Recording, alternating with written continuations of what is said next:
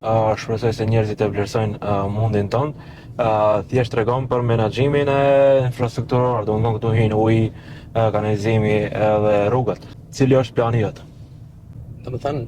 Ashtu si thash, ne veç e dim, në krahasim duhet të jenë edhe si në krahasim me disa komuna tjera që ende kanë probleme elementare, si uji për pije, që kanë probleme me kanalizimin, dhe ne në pjesën ndërmuese mbi 80% në vendbanimet çështja e ujrave të zeza është e përfunduar, sa i takon ujit dhe kanalizimit. Dhe në tekst të veçantë duhet ta përmendi se të vetmin fshat që është lënë pas dore është Gurgunica. Okej. Nga Kredia Hungareze tash që u ndajtën 2.8 milion për komunën e Brëvenicës, pa përmend edhe të hyrat tjera që diku llogaritën deri në 10 milion për këtë mandat 4 vjeçar. Komuna e Brëvenicës nuk ka investuar asnjë qendark në Gurgunicë.